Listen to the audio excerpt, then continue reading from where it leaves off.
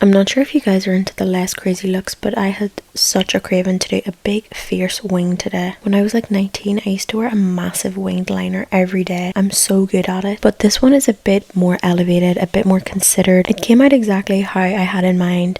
A nice base and a really perfect shape that really suits my eye shape now that I'm a bit older. I just knew it was going to be a really good makeup day. I had just done my nails by myself, of course. Look how cute they are. And I had just made my January playlist, so I was ready to go. I'm using my favourite primer at the minute. This is really important because you want to have a really good base for everything, because this is a super statement eye. The last thing you want, especially with a winged liner, is any transferring onto the top of your lid. I also really highly recommend do not put any skincare on your eyes if you're going to do a look like this. The oil in your skincare will break everything down, and all the time that you spend on your wing will be for nothing. I've been using this palette off camera for a few weeks now. It's time to bring her to you. I'm a really big fan of it. It's obviously the perfect cool toned palette. It's a Beauty Bay one, so it's pretty cheap and also really good quality. I'm starting with the lightest shade all over, which is a really white grey. I wanted something that was going to contrast with the black liner but not be as bright and as light as a white, so I thought white grey would be the next best thing. I'm taking it all over the lid and up to the brow bone as well. I love doing what I'm about to show you. I basically make like a base definition for my liquid liner. It just makes it look really cohesive, so I take a flat shader brush like this one, take a shade lighter than the black and darker than the base, so it's kind of a good in between your really dark definition and your really bright base, and basically map out where I'm going to put my wing. Now I'm using a clean brush with no product on it. It's very small and fluffy to kind of blend it with the white, and it kind of creates a shadow for your black liquid liner. You don't have to do this, it's kind of an extra step just to make sure that your liquid liner lasts as long as possible.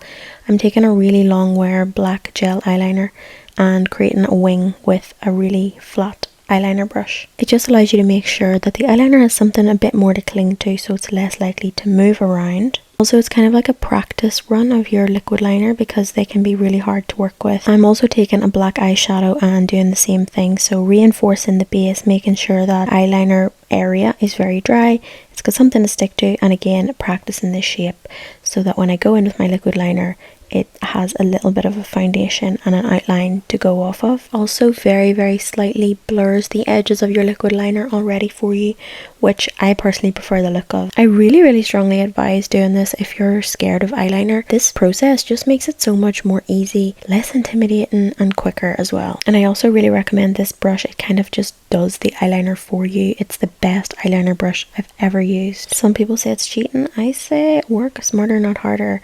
Now that I have my base eyeliner on with the eyeshadow, I'm going to use a makeup wipe to take away any excess and enhance the shape.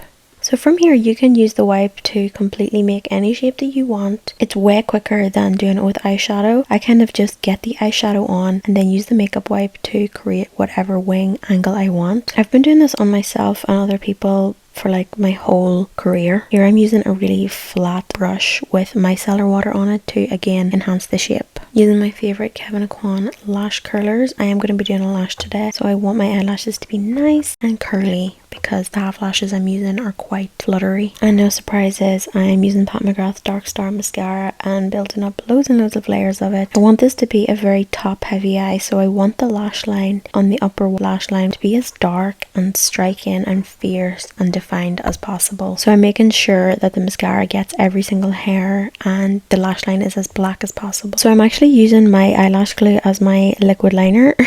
I do this a lot because it's just such a cheat code. It's such a nice brush to work with for liquid liner. You get a lot of control. It's jet black and also your eyelashes just are like magnetized to the lash line. It makes the whole putting lashes on process so much easier. I'm using EYLURE number 9 half lashes. As you can see, the lashes just slot right on top of my winged liner. So obviously you can just use like your liquid liner as you prefer, but it saves you doing the step of liquid liner and eyelash glue. Also, because you have quite a bit of glue on, your lashes will not budge. I was outside all day in a weather warning for windstorms the other day and my lashes stayed on all day. I'm quickly doing my eyebrows with the same eyeliner brush and a grey eyeshadow because it's so good for eyebrows. I'm refreshing my skin with Max Fix Plus because it had been a while since I'd put my skincare on. Cover your eyes. And some of this MAC moisturizer. I love this moisturizer and especially love it under makeup. I think I'm going to get another one for my kit. I'm using the shade Oslo in the NARS Light Reflecting Foundation. I apply with my fingers to where I want the most coverage, which is in the center of my face. I'm also using a very dense brush because I want a lot of coverage. Just remember, the more dense and compact your brushes are, the more coverage your product will have, and the more wispy and fluffy, the less coverage you will have. So for example, this kind of brush is great for full coverage base, whereas if it was in the summer and I wanted less coverage, I would use something like this. As I said, I focus most of the product in the center of my face because that's where I have the most pigmentation. And then whatever is left on the brush, I just kind of buff and blend it out towards the perimeter of my face. Then where I want even more coverage, I use a tiny brush, basically a tiny version of the foundation brush, very dense compact brush for the maximum coverage with more foundation, and press it onto where I want more coverage. Then I'm just going on top with my powder, the Huda Beauty Sugar Cookie. I like applying this with a powder puff when I want a really seamless finish. Also, I just saw today that they're releasing a pressed version of this powder, which is actually a game changer for me because I don't love using loose powder all the time. Also, it'll be way more kit friendly, which I'm super into. Whatever powder is left, I put it on my under eyes. Then for my contour, I'm using this really pale light grey shade. I'm very pro eyeshadow as contour for literally any complexion. Just use a grey eyeshadow that's close to your complexion and it will work as a contour for you. I knew that I wanted to do a really big blush moment. Obviously it had to be baby pink because that's my thing, but I just thought big black eyeliner, baby pink cheeks, perfect. I'm using a small brush. The smaller your brush, the more precise and controlled your application will be. So you can apply it to one area and then just blend the edges. I love these KALIEDOS lip liners. They're actually the lip liners I've been wearing the most since I got them in November. I actually really badly wanted to put them in my yearly favourites, but I felt bad doing it because they'd only come out at the end of the year. But the shade range, the texture, everything is so perfect about these lip liners. I really encourage everyone to try them. I had to do a pink lip with the baby pink cheek and the black eye. Starting to feel kind of 60s, but there's still something quite futuristic and modern and chic about it all. This is such a good finishing touch, by the way. Any liquid liner that I use, I always like to finish it off with black shadow on top.